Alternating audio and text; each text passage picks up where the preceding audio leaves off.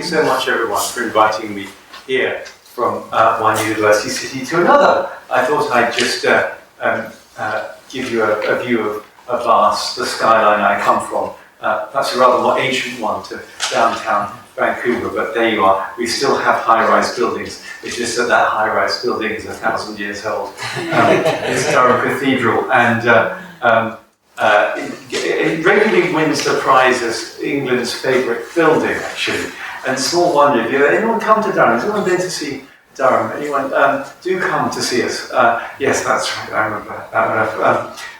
It's a medieval jewel of a town, and is a wonderful place to do sort of, well, maybe it's a bit pretentious to call this deep, use the word deep, but anyway, we've used the word deep in the title. If there's any place where you're likely to come and do deep work, then somewhere where scholarship has been in the rocks, as it were, for over 1,000 years. The cathedral school outdates the foundation of any university, let alone Durham, which is England's third oldest, or Oxford or Cambridge. It goes right back before 1000 AD. So it's a good place to think about the deep history of anything, and maybe science, because we don't often think of science as having a deep and ancient history, and perhaps that's one of the problems we need to eke out today. So, for those of you, has anyone, how many people here have been to some of the lectures I've given this week already? Let me see if I've got a few familiar faces. Well, you are brave, and you're very kind. I'm going to try and take us a bit further today. So for those of you who haven't, obviously, if you haven't, this search for the long story of science, we have to do some digging out in biblical wisdom material. So some of that I hope will be familiar to those who've seen some lectures this week. But I hope today to take us a little bit further in working out some of the consequences of a theology of science. So let's get going, or we'll never get there at all. Let me just tell you where I'm going. Some of you have seen these slides before. As a scientist, I've been a scientist for a very long time, really for all my working life, and actually most of my childhood as well. One thing that pains me is that science doesn't really have a very healthy story around it, what I call a cultural narrative.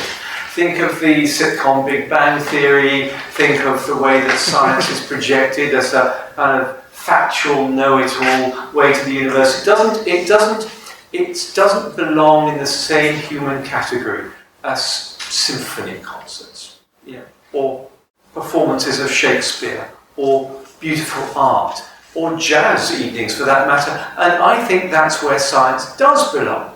But we'll only get to put it back there if we have some comprehension of its story, its cultural narrative.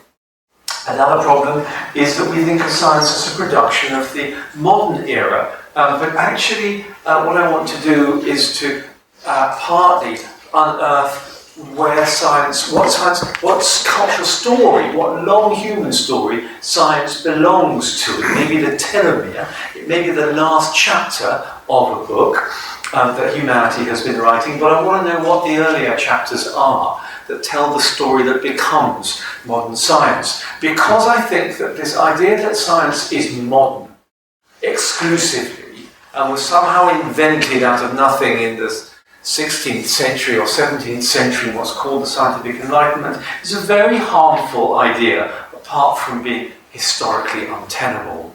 But it harms in a number of ways. I think it impoverishes people's well-being. I think it, because people miss out on the enjoyment of what makes us human if they think that science is not for them, or nothing like science is for them. I think it paralyses public debate on scientific methods. We'll come on to that as well. But I think it does huge damage to this agonised questions of science and religion. So this is what I want to do about it. I did write a book about this, and I think Gordon will wave if anyone does want to know more. So this is the sales pitch. I'll try to keep the sales pitches to a minimum. If anyone wants to know some of the background to this, they can for almost nothing. I mean, it's ridiculously cheap. Where buy a copy of Affiliation Science and find it all out for themselves. But so know what's in the book and what is interesting talk to them to know what this is all about. What I want to say is that the current public forum place where science, the shouting match, the shouting match of science religion, is, I think, the wrong place to look for the science and religion question. The thing I mean, Dawkins versus the fundamentalists, the rank scientific materialists accusing religion as being comfortable with not understanding anything, been slaving to change this dogma while scientists discover evidence-based factual truth about the universe, all this sort of stuff. Ding dong is the wrong place to look for the science religion debate. I think Genesis is the wrong book to start reading about it and talking about in the Bible. Not because I don't think Genesis and the Torah generally and are deep and important biblical books. In fact, they're really advanced. It's the fact that they're so advanced I wouldn't start there. When starting with creation stories, I would start with the simpler, more basic ones that are found later in Scripture, but earlier in time in the Psalms. I mean, we all know, don't we, the Bible is not a book like a novel with a beginning, middle, end. It's a library of lots of books, and that's catalogued by different categories. And so, when you go to a library shelf, you don't necessarily pull the book at the left-hand end of the shelf off first. You might want to start elsewhere. And that for my money, the wisdom literature is the place to start for clues, for resources, for narratives that begin to guide what we might be doing now in science that's in continuity with some sort of biblical story. And above all the wisdom literature, the book I would spend most time in, and we will, before we all go away, is the book of Job. And I'll explain that a bit later. One of the reasons the book of Job is so interesting is because it has for its themes the tension between randomness and freedom, and order and constraint, and the tension between those. They're very important ideas, and they cut across all aspects of our lives, don't they? When bringing up a child, it's freedom but within constraints, isn't it? So they might grow up. When managing a country or an organisation, you want to give sufficient freedom, but not ultimate libertarianism. And physics works this way too. The molecules in I'm a soft matter physicist, as Craig said. I enjoy soft materials. What are soft materials? Well, it's not a technical term. It's what we all mean by that. Softness. Have you ever seen that experiment often done in schools lectures where people take a rose and they dip the rose in liquid nitrogen and they bring it out and you tap the rose, now frozen, with a hammer, and the petals, what happens to the petals? They shatter like shards of glass. So softness is not purely a material property, it's also a property of temperature. And temperature is just the continual seething motion of atoms and molecules. It's a continuous motion we call heat. So without a little bit of chaos and motion, the emergent and beautiful property called softness doesn't arise. Of course, without softness, you can't make people out of glass. To be soft. Think about it. Isn't that wonderful? So one other thing I want to do is to play with the conjunction. So briefly, I've realised after thinking for 10 years that the problem with the theology and science debate was the theology, and for another 10 years that the problem was with the science. I discovered that the problem was with the and. It doesn't draw attention to itself, but as I said, pardon me for those who've heard this before, look, if we say we're going to have a discussion of rich and poor, and black and white, or north and south, or first nation and third nation, or whatever, right? Then the and categorises. Before we even begin the discussion, we somehow put the white lines down the middle of the tennis court, and we've created a dualism before we even started discussing whether that type of court and those type of white lines are appropriate to the subjects we're talking about. And I don't think an and belongs between theology and science. I think an of belongs there. And the reason for that is that God's kingdom, if one is a religious believer, and suspend for those of you who might be who are not, suspending your belief, suspend your disbelief with me just for a moment, and imagine that you were living within, as some of us do, this crazy story of seeing the world through the lens that interprets it as being created by a God who endows freedom, and it's a freedom in which we've fallen and which pain has come, but that same God enters the world and empties himself, and there's incarnation and resurrection. This is a story in which we're now whipped up and brought along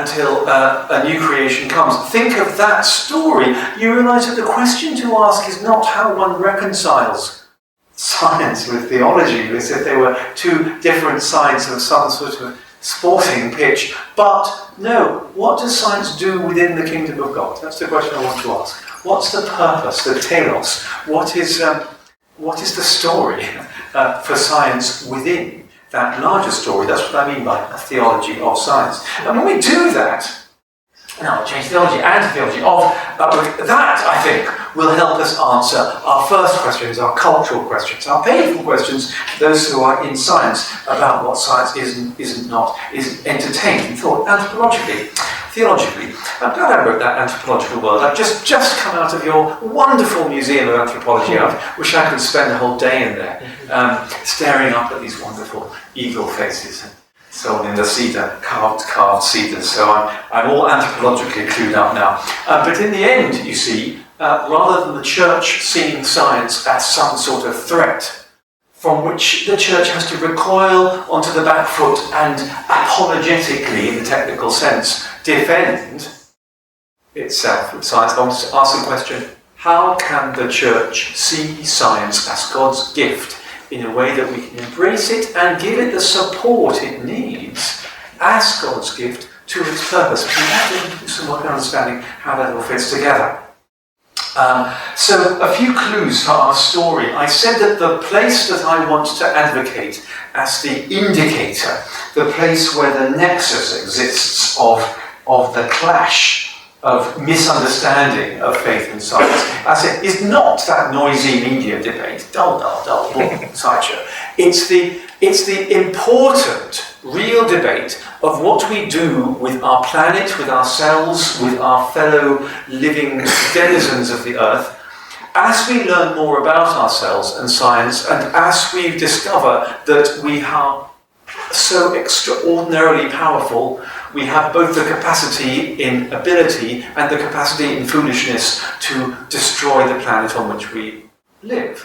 And take many other species with us. So it's in the political and public discussion of trouble technologies like nanotechnology or nuclear power or genetic medicine, or fracking, climate change. Reel them off. You know the ones I mean. These are the debates where we don't seem to be able to have adult, educated, calm, controlled discussions that take us on equanimity into position of where we know how to proceed. We shout at each other. And my claim is that we shout at each other because we haven't resolved this issue of the theological story of science. Now, what's the evidence for that? The evidence for that is that when social scientists, and there are many projects who've done this now, one is this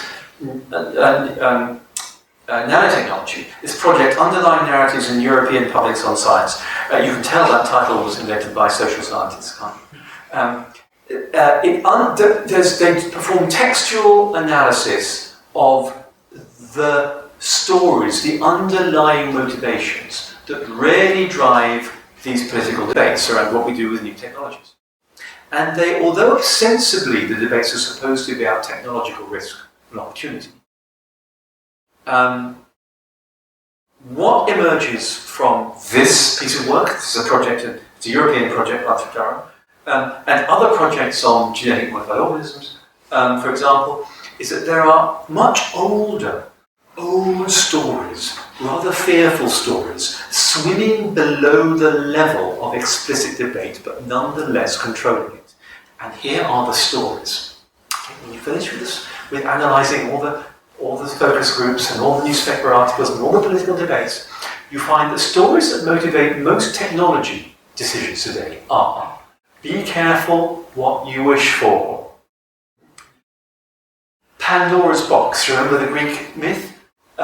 It's the just so story. It's the ancient Greek just so story for the troubles and evils of the world. Pandora, first woman, opened the box Hephaestus made for her, and out of her curiosity, out flew all the troubles, and they couldn't get her back in. She shut the lid. In fact, she shut the lid on a little creature called Hope, before hope could get out.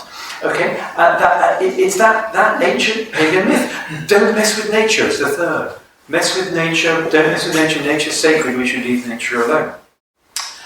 Jean-Paul Dupuy called those the three ancient myths of desire, evil, and the sacred, to contrast with modern myths, being kept in the dark, and the rich get richer and the poor get poorer.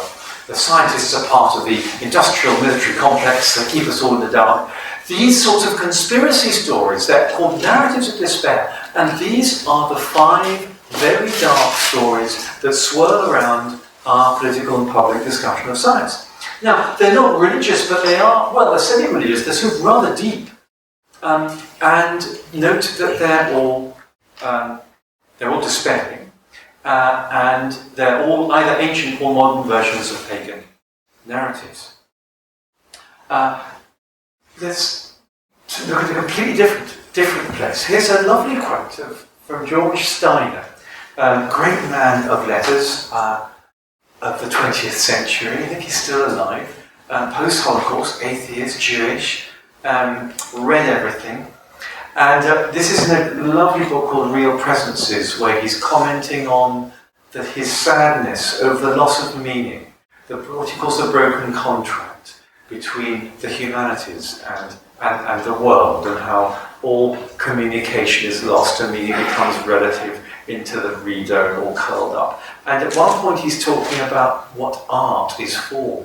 And he says this: only art can go some way towards making accessible, waking into some measure of communicability, the sheer inhuman otherness of matter. It's interesting words. They resonate with things that thinkers like Hannah Arendt and even Martin Heidegger have said in the 20th century, that there's something about the human animal that, C.S. Lewis has said this, we feel sort of out of sorts, we don't feel at home in the world of space and time. We seem to be the only animal. It's as if fish didn't like salt water. It's a strange predicament. There's a reconciliation to be done between the human and the non-human. And I wonder if you can imagine what I, as a scientist, felt. A scientist looking for a reason that we do science. I mean, don't mean a technological reason, I mean a human, deep human, purposeful reason. Might have thought when reading this, and my little jaw dropped open, and I remember thinking, well, George, or Professor Steiner, this is wonderful, but are you sure it's only art that does this? Is this not what science does? What else does science not do at the human level than wake into some measure of communicability the otherness of matter? We mathematise about it. We reimagine what atoms would appear if we could swim down and live with them. We explore the properties of softness and understand and reconstruct how they come from in our minds. That must be some sort of communicability, some sort of making accessible, dare I say, reconciliation. Here's another, let's take another step in our story and just ask about philology for a moment, or etymology, in a clue as to where the story of science comes from. I have to confess, I've never liked the word science, and even less do I like the word scientist. And I couldn't really put my finger on why that was until I realised that whether we know Latin or not, we are in our late modern culture somehow aware of where words come from. Science comes from the Latin scere, scio, I know. It's a knowledge claim. And I'm not sure that I think when science is at its most brash, it tries to present itself as a systematic body of knowledge, and you're either in the know or you're out of the know. But that word for science, the word science has only come to mean that recently. And scientist has only been invented as a word in the last 200 years. 200 years ago, I wouldn't be called those of us who are scientists. We wouldn't refer to ourselves as scientists. We'd have referred to ourselves as natural philosophers, wouldn't we? Now think of the etymology of that. This is Greek, not Latin. Philosophia. Actually, naturalist is Latin, it's a kind of hybrid, isn't it? But philosophia is the love, filio, of wisdom, Sophia. I love wisdom. So if I said to someone for whom science is a little bit uncomfortable, suppose we called it something else. Suppose instead of calling it science, we called it the love of wisdom to do with natural things. Would you be more interested in coming with me on a walk through the love of wisdom of natural things? And of course you would. And of course people do smile. They go, ah. And maybe I could warm to that. I never liked science, but I could imagine, going along to lessons on the love of wisdom to natural things. Well, see, wisdom has a much deep... This is an interesting pointer. Because if we're going to go back, you see, because science is a new word, and scientist is a very new word, we're not going to be able to detect the story as we swim upstream to the tributaries of the river, let's change the metaphor again, on which we're saying which science is the current passage. We're not going to be able to find the river if we insist on calling it science. But if we find the word that's turned into science, we might be able to trace it back into the mountains, you see. And so wisdom and philosophy are going to be the words to help to guide us upstream. Let's just visit Einstein for a bit. I mean, wise men and women have said many wise things about science. We want to listen to them. As I said to people before, here are a couple of things that Einstein said about science. He was fond of reflecting quite deeply on science. And he reflected on religion and science. And he said, religion without science is blind, and science without religion is lame. And there's a free copy of the book for anyone who can tell me what that means in a convincing way. I know it's deep, but I'd love to find out. But it is quite extraordinary that we are able, with our minds, evolved as far as we know, to survive on the African savannas, to imagine the structure of stars in distant galaxies, and the structures of the very birth of the universe, and at the very tiniest internal structures of ourselves. There we go. There's another story which is going around. Let's do a little bit of history for a moment. You must know it. The story is that science is a product of the Enlightenment, the Copernican and Galilean revolution, where after centuries of theological and ecclesiastical controlling dogma in which new thinking was suppressed by the continuation of religious dogma, at last a secular scientific search for truth burst out upon the world, of which the greatest exemplar was the Copernican revolution. Let's hear what Nicholas Copernicus has to say about that. To know the mighty works of God, to comprehend his wisdom, majesty and power, to appreciate in degree the wonderful workings of his laws. Surely all this must be a pleasing and acceptable mode of worship to the Most High, to whom ignorance cannot be more grateful than knowledge. These, and Copernicus is not alone. I could have given you a quote from Galileo, from Boyle, from Newton, from Bacon himself, the philosopher of the scientific enlightenment.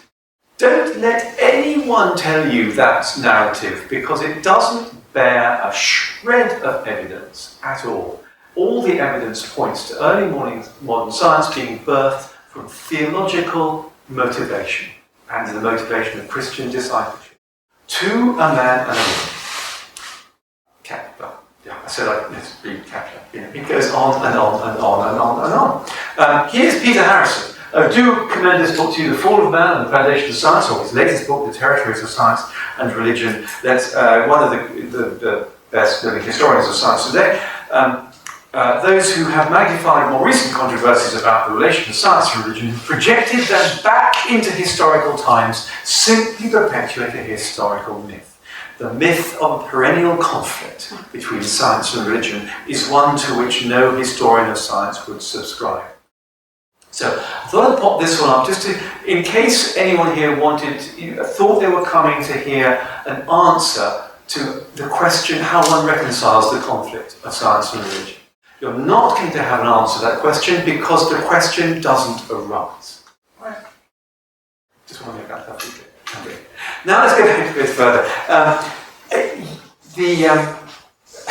Reading the Bible for alert to this slightly more nuanced and deeper way of thinking about science as being the current river from early tributaries. This has to do with philosophy and have something to do with the human need to relate to the natural world. creates a rich harvest. And that's, of course, the way to do it. I mean, you don't look upside the word science in a concordance. You know? That doesn't mean to say that there's not biblical material relevant to our search. For one thing, creation stories occur everywhere in the Bible. To be particular, Proverbs 8 is my favourite one.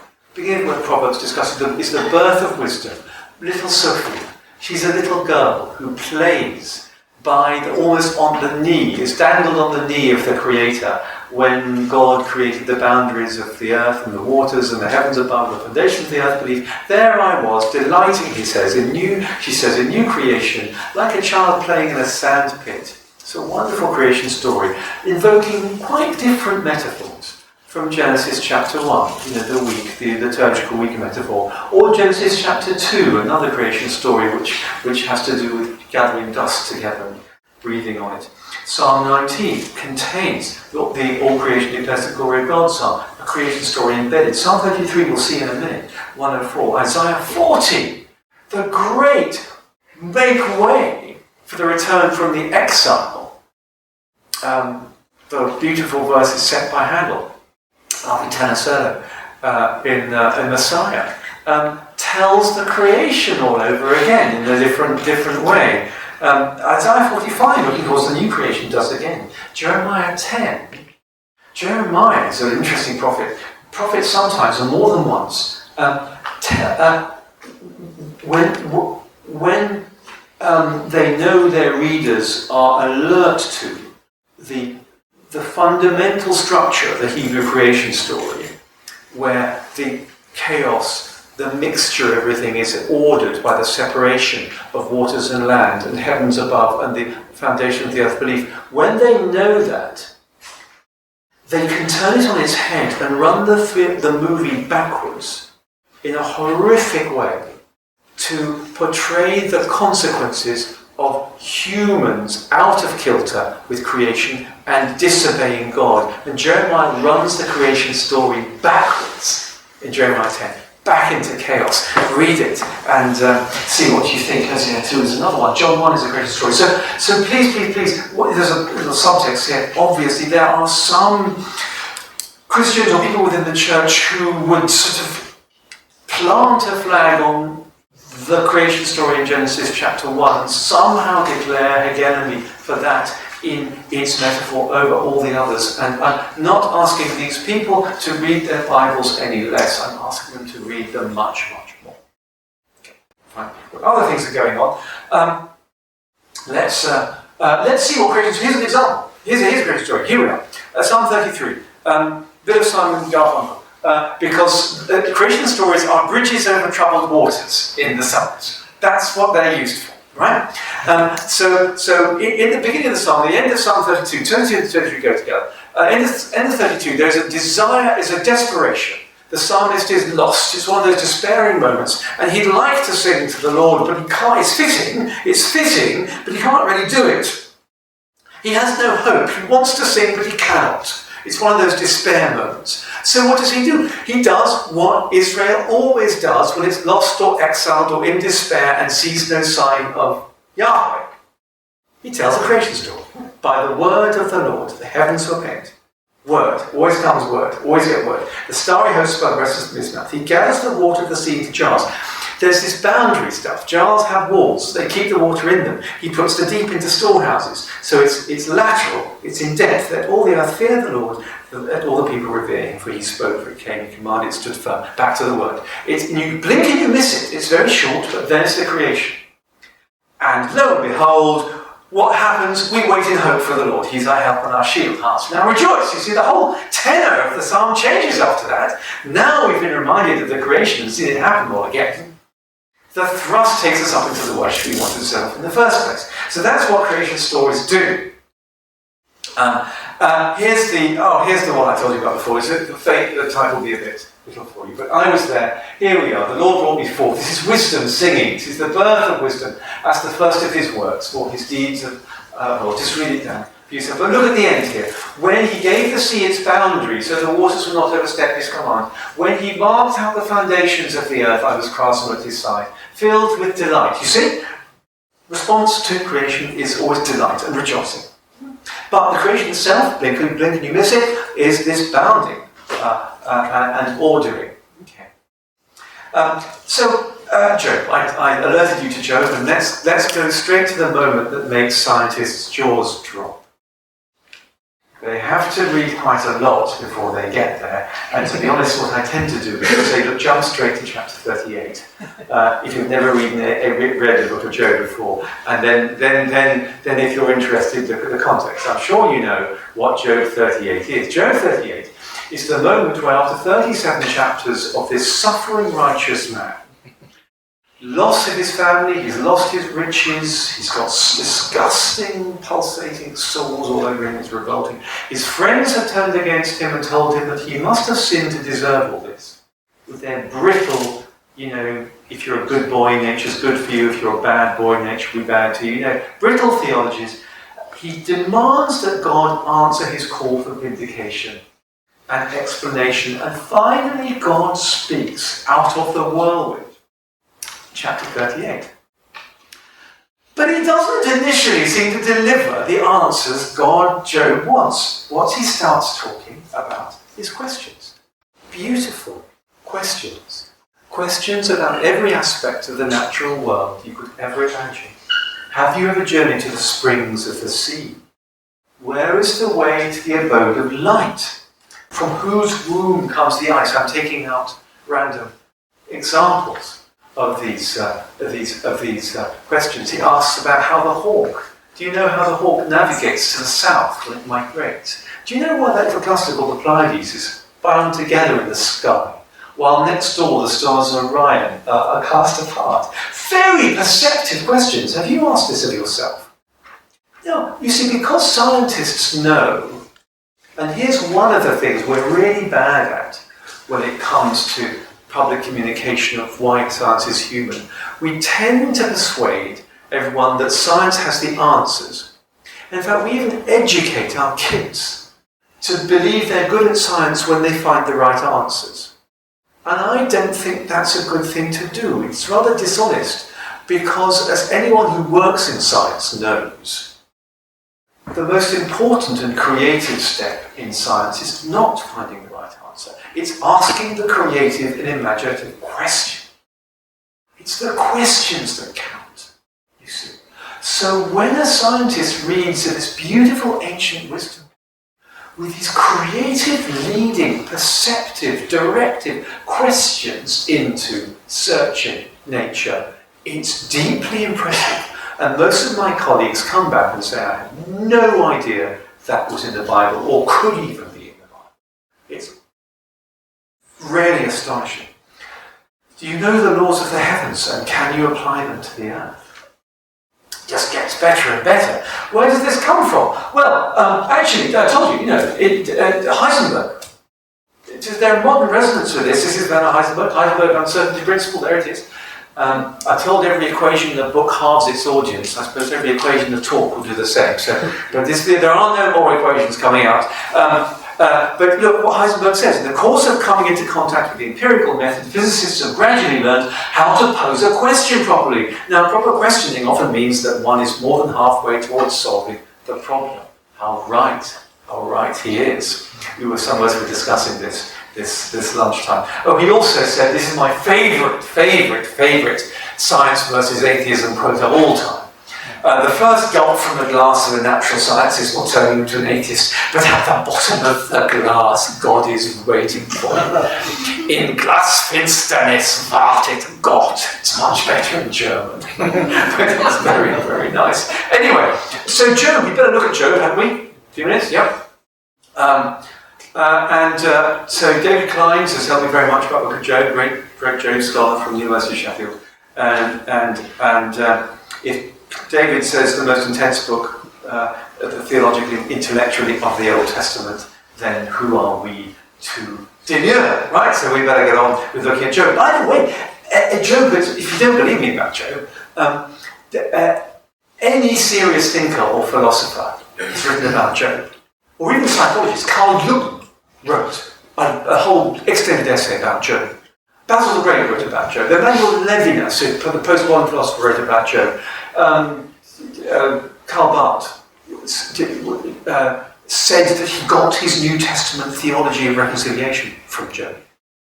I read that last night. I've wanted, by the way, thanks so much, Regent College Library. I wanted to dig out Barth's small print excerpts on Job from his church dogmatics for ages. You have this fabulous bookshop, it's just on the shelf. So I was able to get it and read this last night. Anyway, so Job is structured in this way. There's a prologue, there's narrative, the whole speech cycle. Job speaks, then his three friends speak, and between each speech of those, Job speaks again. This cycle goes around a second time and a third time, and there's a hymn to wisdom. It's a very structured book. But it's sort of, as the argument between Job and his friends gets more and more heightened and heightened, the structure of the book sort of falls apart. And it's like the anger is beginning to tear the fabric of the narrative apart. And that's just one of the reasons that God finally speaks at the end. But there is an extraordinary structure as well. At the same time that the fabric of the debate is tearing apart, the nature poetry is escalating and spiralling upwards. So one of the criticisms, by the way, of the Lord's answer to Job in the secondary literature is that, well, the first criticism is not an answer. It's a bunch of tomfool questions. It's as if God was telling Job, you dare question me. You dare question me. Tell me where light comes from, where hail comes from, where the rock badger gives birth to her daughters. You don't know anything, do you? So shut up. I mean, that literally is the canonical interpretation of the Lord's answer to Job. It allows itself to take that tone because it pretends that God's answer is not only petulant, but irrelevant. Job's question is a moral question about suffering, and God answers with a load of questions about hailstones. But you see, it's not true that Job's debate is cast in terms of the moral or ethical sphere alone. The natural world is caught up in the entire book from beginning. What's more, the levels of the natural world match the increasing tautness and anger and volume of the debate. So, for example, it's only in the third speech cycle, where having passed through inanimate and animate nature, the gloves come off in the argument, and for the first time Job's friends point their finger at him and accuse him of sinning himself, and that's why he's suffering. Just at that moment, the language, the nature language, becomes cosmological, and the whole of the Hebrew cosmology comes into being, wrapped up in clouds and the earth suspended in the middle of the sky. It's very, very exciting poetry. And the reason for this, you see, is that Job's accusation is double, that God and his tormentors are acting as chaotic nature. By chaotic nature, he's pained by the wadis that stay dry and then flood. He's angry at God's treatment of himself. Yes, God has knitted his softness together from the chaos of creation, but now God is letting him dissolve like curdled cheese. You can almost smell the stench of his rotting flesh. It's disgusting. Yeah. But his accusation is that God, you see, is as out of control of nature as he is of the moral law. I'm not surprised that you're out of control of justice, Yahweh, because you're out of control of the lightning bolt and the thunder and the earthquake and the flood. You're not a proper deity. Okay. It's all chaos. That's his accusation. So there is, and I hope you enjoyed William Blake's engravings, which I've included in the background here. I love William Blake. Job has not only inspired philosophy and thinkers and theology; it's inspired art and music. And Blake was obviously enraptured by this book. So there we have the Satan smiting Job, and a paradoxical clash of hope and hopelessness. Sometimes, in the mouths of his friends, we see little glimpses of hope. Rather remarkable. ideas. Here's Eliphaz talking about the day in which Job will be reconciled once more. At ruin and blight you will mock, and you will have no fear of the wild beasts, for you will be in covenant with the stones of the field, and the wild animals will be at peace with you. It picks up ideas, for those of you who know, third Isaiah, Isaiah's vision of the new creation, Hosea's vision of the new creation, when the wolf will lie down with the lamb. It's a little bit like that. But see what language is embedded in this. You will have a covenant with a stone. And we read past that, don't we, without being shocked by it. It's outrageous. It's outrageous, that idea. So outrageous that some translators have balked at translating Berit, which is the Hebrew, translated throughout Torah as covenant. It's the Abrahamic covenant as a covenant. Why? Because you can have a covenant with a king, or a covenant between two peoples or two tribes. But you can't have a covenant with a stone. It makes sense. What does it? What does it make sense? In the light of this perpetual difficulty, the briars and thorns leave the garden, till the ground, but you will till it in pain. There'll be ways in which creation and you will be at enmity with each other. In that sense, the need to be reconciled with physical creation is one of the Bible's, never mind Steiner's, analyses of the human condition. And maybe covenant is the right word for what we need to do in establishing our relationships with nature. And yet Job goes back and the mountains slide away just as my hope slides away. See how the second law of thermodynamics, the slide into chaos, is invoked by Job as a metaphor for the slide of justice and righteousness back into chaos as well.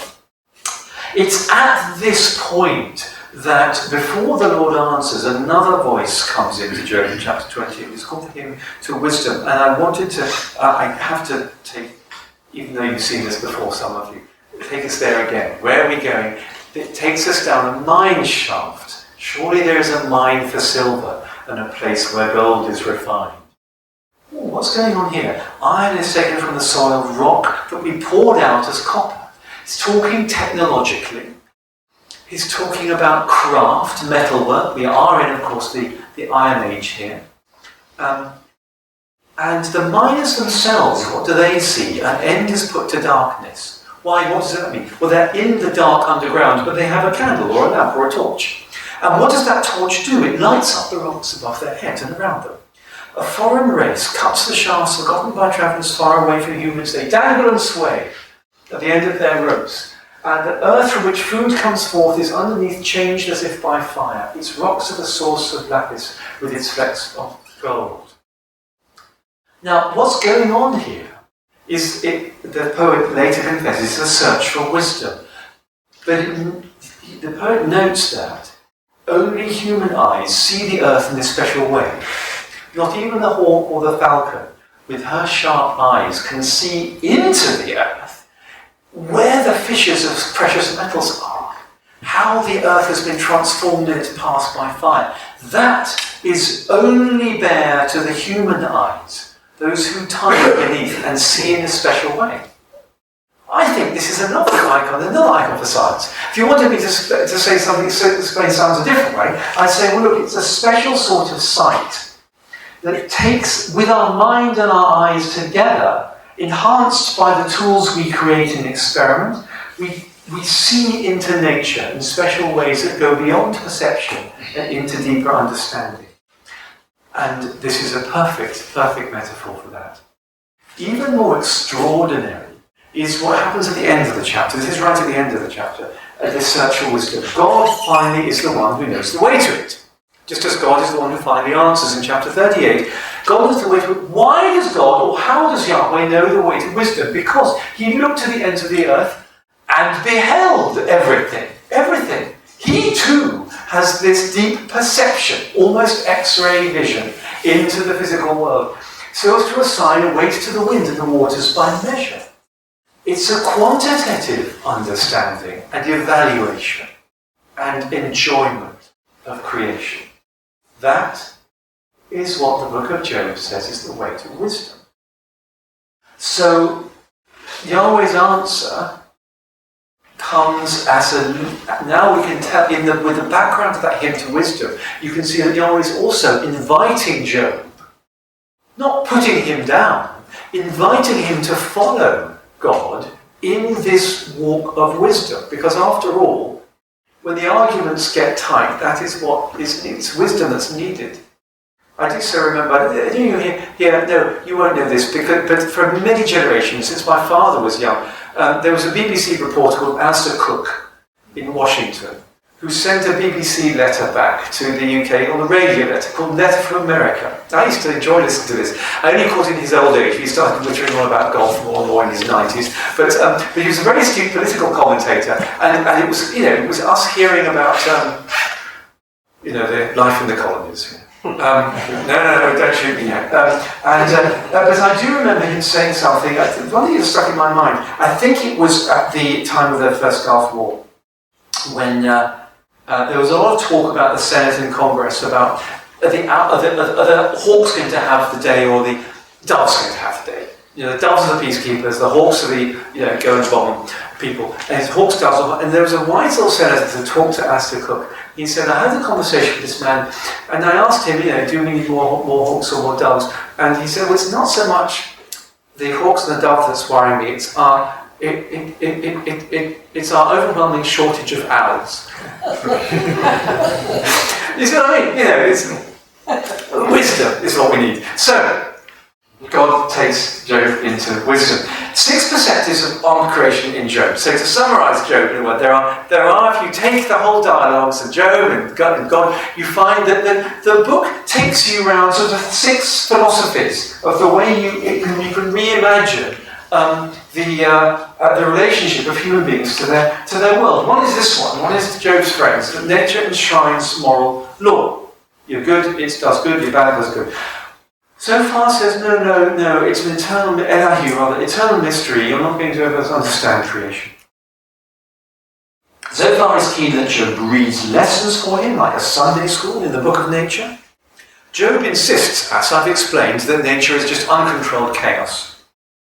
Yahweh accuses Job at one point of worshipping nature rather than God, and there's this very plangent, little calm, pleading. Job knows he's never done that. Please don't accuse me of that. But it's obviously a possible reaction. But there's this 6th way, the way that I've called the way to wisdom. That engaging with nature with this extraordinary human aptitude is indeed the way to the wisdom we need. Now, remember those 5 stories that I told you were underlying our current political and public debates of science and our planet today. The story of exploitation. Oh, nature exploits us morally. Alienation. No, nature's eternal mystery. The story of the sacred. Nature is the book of God's sacred purposes. Nature is evil. Uncontrolled chaos. The narrative of desire. We worship nature because we think it'll give us what we need. Those 5 narratives of despair have been running since ancient times, and we have no idea how old the book of Job is. But you remember that I said we need to find a 6th narrative. We need to find another way, a way of light, a way of wisdom, a way in which you see, because, look, the reason these 5 narratives of despair are getting hold of science and running with it is because the church has been completely silent, at best, and running in retreat at worst, and seeing all this science stuff as being threatening and something from which we should run in the other direction. So instead of speaking out into it like we should, we've been running as fast as we can in the opposite direction. And of course the pagan narratives come rushing in and control everything we do. It's almost too late. This isn't a nice little intellectual seminar about the book of Job. This is about how our governments and how we work with our governments to control the immense power we have as human beings over our creation. This is life or death stuff. So this way to wisdom isn't a nice way of interpreting it's a way in which we have to start living. We've got to start living it quickly. Paul agrees, you see. Any Old Testament stuff we need to interpret through the lens of the New. But it's not difficult to do this. It's there all the time. Once you've alerted yourself to the resonance of creation talk, you find that the apostles and the gospel writers run with it all the time. C.S. Lewis is important to remind us of this Platonic view that the Bible is interested in the spiritual over the material is quite wrong. No, God was reconciling the world to himself, says Paul. Cosmos is the Greek there. And in that same phrase, he proposes this wonderful soundbite of what our job is. What is our job as disciples? What is our job as peoples? And it's lovely. I love this. He'd be brilliant on radio with a soundbite today with Paul. Yeah, he can write long letters if you need and expound theology for chapters. But if he's got to be succinct, he'll be succinct. Paul, tell me. Microphone in your face. You've got 20 seconds to tell me what this Christian thing is all about. I know what he'd say on Radio Corinth. I know what he'd say. He'd say, I'll tell you what it's about. It's about mending broken relationships. The ministry of reconciliation. That is so clever. It's so clever, because it's a clever evangelistic move. Because you don't need to know about Jesus of Nazareth to hear what he's saying. Yeah, you can find out about that later. You don't need to know about the Torah. You don't need to know about the Abrahamic covenant and the stories about Moses. Yeah, it's time to learn about that.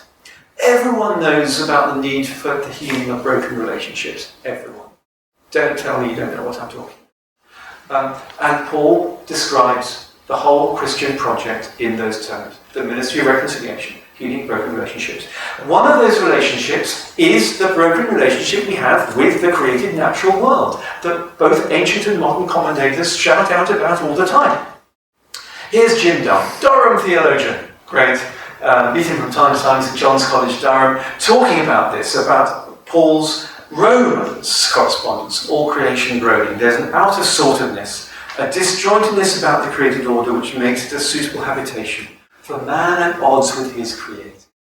You see, if you're out of relationship with the creator, you're going to be out of sorts with the creation itself. So getting into relationship with the creator is going to help you sort out your relationship with the creation. So here's what I want to propose. This is my experimental, it's even tweetable, this. It's that short, it goes into the 130 characters, the theology of science. In today's language. What does science do within the kingdom of God? I think it's this. I think it's the participative, get in there, relational, whether that's healing relationships, co-creative. We're doing this with God. In Imagio Dei, work within the kingdom of healing. Which fallen relationship? The one between humans and nature. There are many fallen relationships. This is the most humble one of all. It's not reconciliating marriages or nations or people. It's the broken relationship with nature. Now the consequences of this are interesting. Before I finish, I just want to tease out a few of those. When would you like to stop and hand over to Q&A? 5 to 10 minutes. 5 to 10 minutes. Perfect. 5 to 10 minutes. And then what I'd like to do, you can ask me any questions you like, but I'd particularly like to discuss what you do with this. Once you've got a sort of set of values and a direction, the task is to work this out, of course, in practice. So, what will this theology have as characteristics? It'll recognise, we've got, haven't we? We've recognised something that possesses recognises a long history of relationship between the human and the non-human. It goes far back from the 16th century. It also recognises Einstein's problem. Remember, the most incomprehensible thing about the universe is that it is comprehensible. Einstein was puzzled that we have the ability to do this extraordinary reimagining of nature. But we're not puzzled if we listen to what Yahweh is asking Job about. He's expecting Job to step up and tackle it. It tells us that knowledge on its own is not enough. And what's more, it can be dangerous. But knowledge in tandem with wisdom, that it's a duality, it's not a dualism, is healthy. And I want to suggest that also tends to bring in the duality of knowledge and technology as well, science and technology. It'll tell us that if you're in the biblical story where every mention of our relationship with the created world is painful, then we're likely to find science quite hard going. So Josh and other people we're talking about today about doing science, those of you doing PhDs, it's going to be tough. And it's great. Being a Christian helps you understand the expectation. It's hard work. It isn't going to be easy at all. It's difficult. But we all know that. It's at least good to have the right expectation, isn't it? It's going to recognise this balance between freedom and constraint, or order and chaos, is important in how the world works. Yes, we can have an ordered world, but it'll be a dead world. Educationally, it's going to celebrate questions. It's going to be much more comfortable than we traditionally are with holding open questions and living with them, rather than insisting on tight, neat little answers now. Because questions become projects, they become ways of life and ways of living. And some of those questions that Yahweh asked Job, we've now answered. And some of them we still haven't. And here's a strange word to partner with science. Love. All this really. I haven't spoken it yet. But love is a narrative, of course, that's been swimming underneath everything I've been saying since we started. Because that's the story. In the book, I just fessed up a bit about how love makes the world of science go round. It's like this. Let me let you into another scientist's secret. Science proceeds at some stages deeply irrationally. Not just rationally. You see, when a new scientific idea is born, it's born in the same sense as an infant child is born. It's completely useless for doing anything other than screaming and pooping. And that's it. Right? And that's all. But we love them. Why do we love them? We love them because they're us. We love them because we know they're going to be grown up and exciting and creative themselves one day, but not now. And that's true of all science theories. Start off as infant, and easily, if they were exposed to the harsh criticism of the criticism of the scientific world, they would shrivel up. We have to love our new science into being, even when it's not grown up enough to agree with the experiments. So, consequences.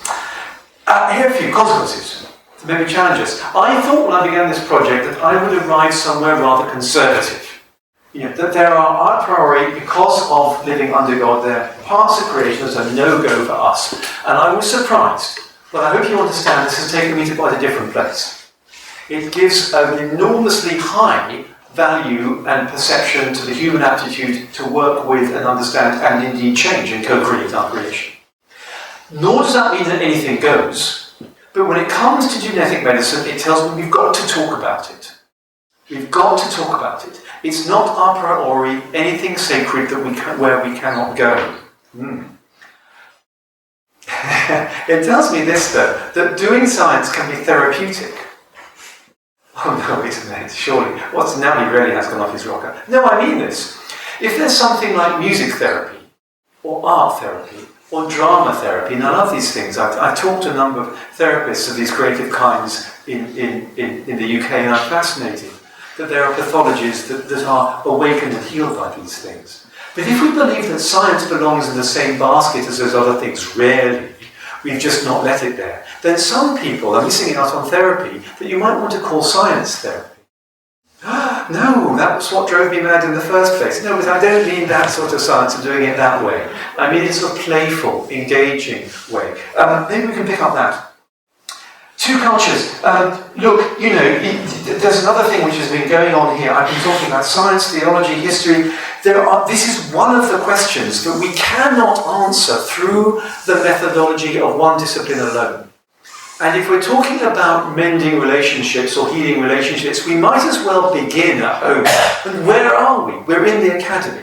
We're in the university. One of the most fragmented communities that we currently create.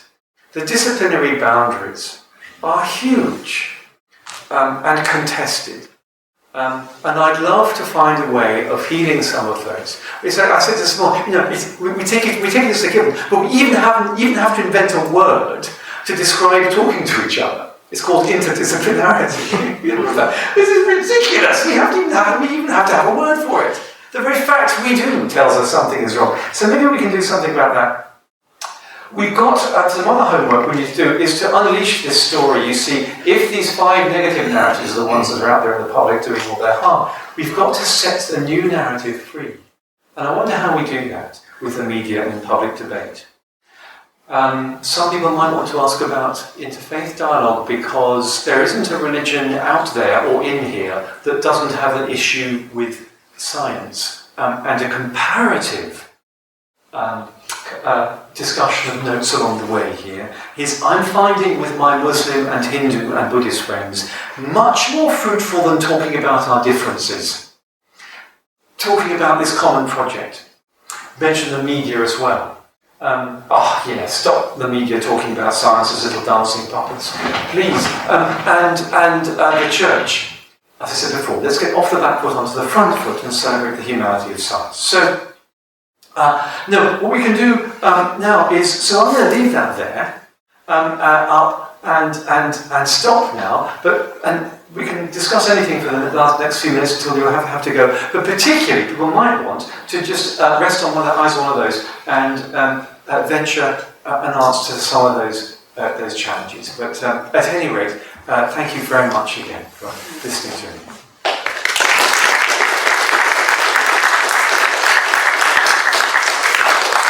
Thanks very much. I actually found that enthralling. And if I can convince my 8 and 12-year-old daughters that science is therapy, I think it'd be quite remarkable.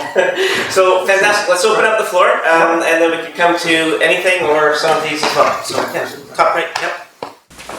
Thank you very much. That was a marvelous talk. But I'd like to be slightly mischievous when you contrast the age of Durham and the age of Vancouver. There are First Nations Aboriginal cultures here that are 10,000 to 14,000 years old. Yes. So I would like to acknowledge the unceded ancestral territory of the Musqueam Nation, in which this rather new university sits. But also, I love what you said about feeling out of sorts. Like a fish doesn't like to be in the sea, and your friend Dunn said something very similar to that. Yeah. But the Aboriginal cultures here don't seem to have that out of sortsness with nature or with non-humans or other than humans. And I would very much like you to meet a friend of mine, but we could talk about that possibly afterwards. I would love to. Yeah.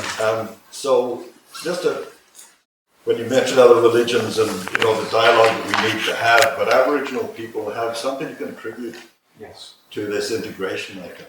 Thank you very much. I'm sure they do. As I mentioned, I spent the afternoon in your wonderful museum here, just staring for a good half hour at these extraordinary symmetric sculptures of the cedar trees, the internal posts, the external posts, and the memorial posts, and just trying to drink in the symbolism there, and knowing, just also feeling the extraordinary ancientness that makes us feel as if we're invented tomorrow. So I put up Durham Cathedral. So, but you see, the Western provenances, civilizations of this kind of feel, you sometimes feel yourselves old compared to Europe. We feel young compared to Europe. We feel young compared to Aboriginal civilizations. And my good colleague at Durham, anthropologist Veronica Strang, is a great scholar of the Aboriginal Australian civilizations. I've talked to her about the ancient stories of the river myth. But I need to listen here rather than speak. What I would say is that I'm sure I recognise a much less of an out of sortness. But that's not necessarily because they don't need to tell narratives that bridge an out of sort. But they're rather good at doing it. And that's the direction that I think I might go. Thank you. Yeah, perfect. In your work, have you found a practical or helpful way to engage with people who want to take the Bible as a scientific document as well, in the sense that it tells us scientific facts about the world and creation? I have come across those people, and it's difficult because I cannot see that that's an authentic or indeed an authoritative way of reading Scripture, and I wish they wouldn't. I think it's a cheap and easy way of reading Scripture that involves missing out enormous amounts of hard work. And I think that one would expect enormous amounts of hard work to treat Scripture properly. Tim Keller says an interesting thing about this, doesn't he? He says, I love the way he puts it. He says, yes, Genesis 1 was, the Bible was written for us, but it wasn't written to us. It was written into its own time. So we do have to recognize that. That's the second thing to say. The third thing I would say is that actually thereby lies conflict. You see, I said at the beginning that I'm not going to answer the question about the conflict in science and faith because the question doesn't arise. Let me inflect that a little bit. You can make the conflict arise. If you want to create it artificially, boy, yes, you certainly can. But you see, when God wants us to understand how nature works, he asks us to do science, and that's what the Bible is telling us, then there's no conflict. But if we also say, oh, and by the way, there's some shortcuts to the answers as well, that's going to set up conflicts. And they're terrible conflicts. Because for people in those sorts of churches who are studying science, and even people who, more people should be hurt by this. Because people don't know science well enough. These children are lied to in this way. I'm really hurting by this. They're made to think of science as evil or bad or satanic or whatever, and it's not. It's God's gift. How could you call such a beautiful thing evil in those ways? And it's very damaging, and it's keeping thousands of people from the kingdom. Because, like as Augustine predicted many years ago, anyone who understands philosophy or things about the world will believe the church to be foolish if the church says things that they know are wrong and foolish. So, okay, that's perhaps not very helpful things. But again, the most helpful thing I do with these people is to thank them for their desire for deep discipleship and respect for Scripture, but to point them in a way, not that I said before, does less of that, but that does more of that. Or they could read Graham Finley's new book about human evolution and learn about endogenous retroviruses, because that's fun. Do you think that's related to 7 then? Or do you think many of the pastors today have bought into the very myth that you're trying to debunk? Like they don't have credibility in their own circles if they buy into this notion that there isn't attention. That may be true. Let me just go on to. I have a few ones I prepared earlier. Here we go. So there is lots that you can do actually in the church, and in fact in America there's been the Scientists and Congregations Initiative, and so out of Durham, David Wilkinson, my St. John's College principal colleague. David has 2 PhDs, astrophysics and theology. He's great to work with. We're running a project now where we're inviting senior Christian leaders to come and workshop for 2 or 3 days with scientists under different themes. We've done neurology, neuroscience, we've done earth sciences, we've done cosmology, we've done geography and floods and risks. And actually, so what we're doing is, of course, is not by saying, oh, you're going to need a lot to learn a lot of science, which they found difficult before you can even pass muster here. We're saying that scientists need you just as much as you need them. Because the church, apart from anything else, the church is a very important social glue or social animator, political force. And so, for example, here's something which worked remarkably well. I mentioned it's very, very practical, these troubled technologies. Well, here's a troubled technology, so fracking, the shale gas, oil recovery from shale gas. I think that's currently issues in Canada. Yeah, isn't it? Alberta particularly, right, absolutely, yeah. The north of Yorkshire, it's also true.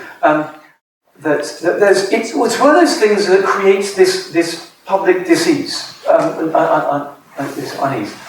But also, the debate has been, unfortunately, coloured by lots of misinformation and fear. And so if I'm an ordinary villager, and I've got a gas company telling me it's fine, it's much easier than mining, you've had mines under you for centuries, and now we're just going to drill a little hole, and you won't even notice, and I've got other people saying you'll turn your tap on and the flames will come out, and your children will be poisoned. Well, who do I believe? Who do I believe? So, now, isn't that interesting? Isn't it interesting that debate has been coloured by fear and lies? Now, what's the most common commandment in the whole of the Bible? I'm sure it's a good preacher's question. Does anyone know the answer to this? Thou shalt. What's the most common commandment? You can actually work it out. The text is to say, you shall do this, you shall not do this. You want to know? Do not fear. Absolutely, madam. It is. It's do not fear, do not be afraid. Happens more than any other injunction. So there we are. As soon as you hear it, don't you? You can hear Jesus to the disciples, you can hear Gabriel to Mary, you can hear every epiphany, you can hear every prophet, you can hear it's all the time. And there we are. We thought it was the one about adultery. Not that is important. I'm not, but that fear is much more important. And the other thing is truth. So if there are two values that the church can provide as framing public debate, it's surely fear out the door and truth in. And that's precisely what these debates need. So these are ways in which the church needs. So actually, rather than saying, look, it's the science questions, let's get the church getting on with what it does really well, which is which is banishing lies and bringing in truth and banishing fear and respect. And what was lovely is that in this collection of bishops and equivalent, we happen to have, I hadn't organised this, we happen to have, they met the earth scientists, we had an absolute solid earth scientist professor who talked through the whole thing about fracking and porosity of rocks and depths and diffusion and the rest, and monitoring and, we had a bishop who is now retired, but he's leading a public anti-fracking movement. And we had a now ordained former geologist who used to work for an oil company, who is actually rather pro-fracking for all sorts of reasons, and he's a vicar of the church as well. So we had these two polarised opinions in the same room, but the room was full of people who insisted that before anyone opened their mouth, lies were out, truth was in, and fear was out. And it changed the whole tenor of the debate. Didn't make it easy, but it gave me a little glimpse of what could happen in the public sphere if the church got behind this. So we're trying to get this a little bit sexier within the church. Is it like we've got both archbishops signing under this project, and I know there are churches in Canada and the US that are absolutely fully behind this. Here's some other things you can do. These have actually happened. Well, you can say, like I said, we love praying and blessing, don't we? Our young people who leave our churches and go off for mission years or something. That's great, we absolutely should. Of course we should. And we have maps at the back of the church and postcards from them, and we pray for them and give them something for their airfare. Brilliant. But we should do exactly the same for those Christian young people who are called to do chemistry degrees. Or often do physics. Why don't we? Of course we should. Do lots of things we can do to get this right. Church-run science festivals. I went to talk at a church. It's an ecumenical festival. The Methodist, Baptist, Presbyterian, Anglican churches in West Leeds had got together and said, we'll have a science festival. Just have a science festival. That's what we'll do. And they put on exhibitions and talks for the neighbourhood and children's events. It was great, and of course, it actually alerted people to oh, this is the church, but not as we know it, Jim. This is more interesting. I wonder what's going on here. So there's other things you can do.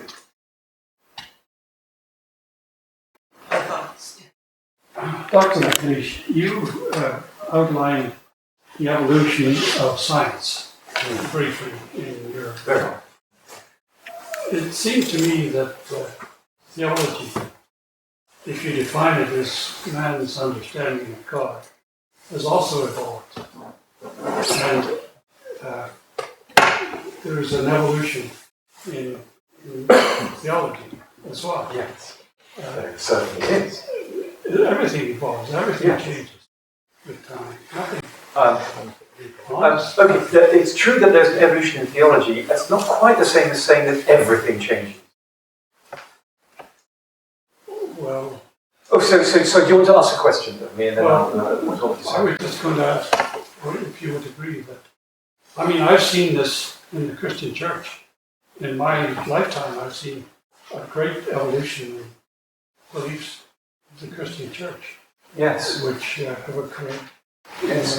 Well, and sometimes not always for good. So one other thing that the colleague over here, who's maybe gone somewhere else now, asked about the sort of young Earth creationist people. Something that has to be said is that young Earth creationism is a social movement in the 20th century. It's not very Orthodox Christianity at all. It's not part of the patristic period or the early Christians or the medieval interpretation or early modernism. It arises out of Sixth-day Adventism. It's a social phenomenon in the early 20th century. It only really comes to the fore in the 60s. It's not traditional Christianity at all. So if you want to talk about it as evolve, so sometimes it can evolve in oh, there you are. Not very progressive directions. And of course it's true. So in fact, some things that we can say to our new atheist colleagues who say, well, look, science moves, it progresses. Religion or theology just sits there like a pudding, unchanging. He's actually to say, no, that's not true. That theology does move. But the way it moves, I'd agree with you up to that point. Where I'd slightly differ, or maybe just propose another way of looking at it, is that my definition of theology isn't the study of God, because I don't think God is an object of study. I don't think God belongs to that class. I don't think he's an object or predicate. I think he's a predicate but not an object. How would you define theology? I would define theology as the study of the cosmos, the world, in the light of God. It's a little bit like what C.S. Lewis said. He said, I believe in God in the same way I believe in the sun, not because I look at it or see him, but I see everything else in his light. And I think that's what I'm trying to propose here. So a theology of science is that. It's not seeing how best we can understand God by holding him in our hands or walking around him like a statue. It's by looking at the world through the eyes he gives us that are made in his image. So let me take you one step forward here and tell you something that a theologian at Notre Dame helped me very much with, a lady called Celia Dean Drummond, who's been working in the theology of nature for some while. So I gave a talk similar to this in Notre Dame a little while ago. And Celia, at this question time, she said she'd been thoughtful, and she said, Tom, just realised that you're fundamentally, diametrically opposed to natural theology, aren't you? Now this really surprised me, because I hadn't mentioned natural theology. And natural theology is the sort of early 19th century style tradition, William Paley and all that. The watchmaker on the beach, and the Bridgewater Treatise, if you don't know all about this, the story that we can learn about God by looking into nature. We learn more about God by looking into nature. Maybe that's true, but there's a sense in which learning about God by looking into nature is still the objectification of God. And Celia said, no, you're doing it. And it's true, I'm uncomfortable with that. But I was unable to articulate why I've been uncomfortable with natural theology. And Celia helped me, because she's saying, instead of proposing that you see God best by looking into nature, what you're proposing is that you look into nature with God's eyes, or standing next to God. So rather, here, nature asks God, rather than sort of looking through the pool and seeing God dimly there, no, it's quite different. We're actually standing with our Creator. Don't forget, He calls us His friends. I used to call you my servants, but now I call you my friends. God, He's made us little lower than the angels. I mean, this is resonant with this most, when the psalmist says these things, it's sotto voce, it's under the breath, because it sounds almost blasphemous, but it's there. God wants us to step up and look into nature. Remember the hymn to wisdom, with the same eyes that He has. So it's sort of 180 degrees different from natural theology. But because God looks into nature that way, that gives us the theological framing for how and why and to what end we look into nature. So it's a little bit, actually, I guess I'm 180 degrees away from this. Theology is looking into nature in the light of God, not actually the study of God.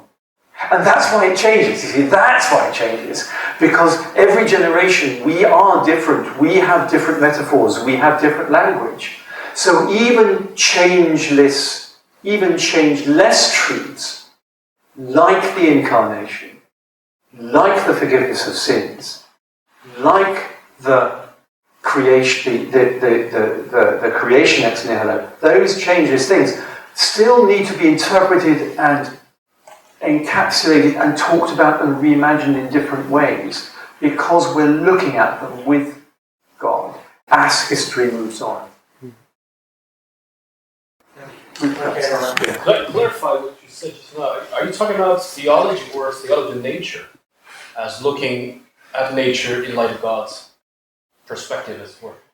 I would totally agree with you that a theology of nature is looking at nature in light of God's revelation.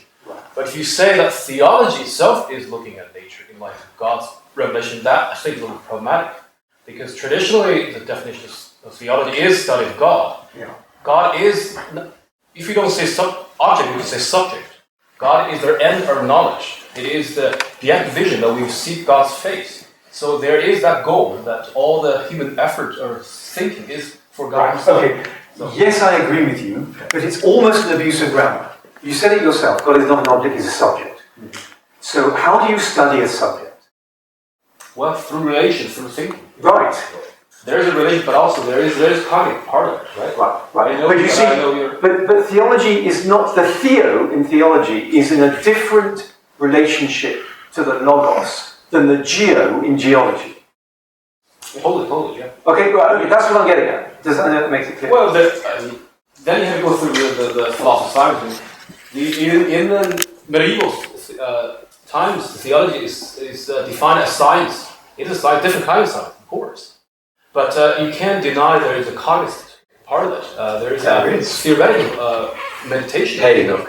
The truth that is revealed through the Bible, that's about God himself. Yeah, of course. Of course. So, I can very happy to clarify this, but I'm not sure clarifying is quite the word either. These are mysteries of which we hardly dare speak, right? But all I wanted to say, and of course, there are 4 centuries of theology around the Jesus events that lead to the creeds and the formulation of the Trinity, and so we do talk about, we do try to create a science of God. But you said it yourself. It's the science, it's the logos of a subject, not an object. That helps us, you see, with how I tried to respond to this gentleman's excellent point just now. Because it's this, you see, how do you learn about a subject that will not be an object? Well, there's an apophatic answer to this question. One thing you do not do is put this subject under a microscope. See, that's why the theo in theology is not like geo in geology. You put slices of minerals under these microscopes, and that's what you do in geology. And you also don't stand on craters of volcanoes and all sorts of other more wacky and dangerous things. But you study them as objects. You don't slice up God and put God under a theological microscope. Why? Because he's not an object, he's a subject. How do you study an object in an academy in which everything else that we study is an object? Even human beings, when we do anthropology, we study them as objects. In fact, when we work with them as subjects, we sometimes get into trouble. Anthropologists get themselves now right. Tickety-boo over it. I agree there's a negative part of it. I said, of course, doesn't picture it, but theology is more than apathetic. We have cathetical statement about God. We say God is good. It is a statement about God's nature himself. It's not about nature, not about the created order. So I think we have to distinguish between the study of God himself, but also our approach to God. Yes. Tom's point is talking about 3 different ways of knowing God. Knowing God through a creature as by emotion, that we don't know is negation. Yeah. But also we brought an analogy, okay? Yeah. We say God is good and our is good. The term of good is different, but there is that connection. Brilliant. Tom, let's just get one more comment here, and then I think so it's a great discussion here. Completely agree. There's a course in there, but you see there's a whole lecture course, this guy. You should go to his lecture course. Well, I'm a theologian, so of course I Exactly. He's the guy. One last comment here. Well, I have 2 things that popped up for me, and you can address both either and or neither. You wrote something about proposal of co-creativity. Yes. And that there ought to be no real boundaries beside. I'm wondering about that possibility, given that the basic premise in life is you can't know. You're testing null hypothesis, you can't know. And the Bible clearly makes some God in the Bible, if I may say it that way, outlines a lot of things that you can know. This is actually how it works. So I'm having trouble with that as the basis from which you can move forward, and science as we know it. You have to come up with the right question. In fact, there's guidance to the question itself. And the other thing is, you made a comment about New Age Earth ideas as being quite modern. There's nothing in the Christian tradition. And my mind went to Torah. It went to the records there, the genealogical, the very careful, however you want to try that out. And I thought, well, if we might entertain that time is in fact the 4th dimension, does some of that disappear? Do some of our problems disappear between new and old? And can we go back to the Bible and see in fact what God has said? Here is some basic information. Maybe you can do something with it. That's how I understand it. So, what do you think? Maybe just, we are over time. Indeed they are, and they should feel free to. Quick one. Okay, so the one was on the co-creational thing. So what I meant by that is part of it's being co-creators is part of this idea of standing with God, or perhaps under Him as His servants, working with nature, with Him. So, for example, I think when we do medicine, we are really creating new. Sometimes we create new molecules. We create new that have never existed before in order to participate in healing. I mean, that's what new drugs are. So I want to think of that through a theological lens, and I think we do that. We are co-creating.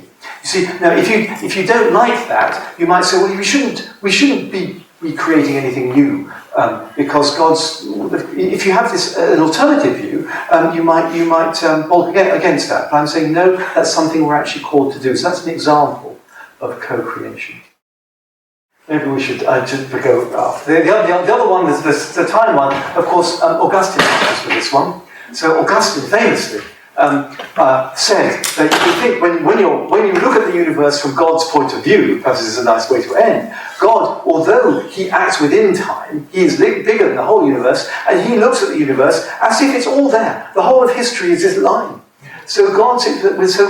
Augustine was, I think Einstein knew Augustine because this is a very Einsteinian way of thinking of time as the fourth dimension and space-time as being the structure in which we work. And indeed, some of the physicists were talking this lunchtime, that is indeed how we think about nature. And it's rather wonderful that modern physics now resonates with Augustine's interpretation of how he read the Bible, which is how he picked it up.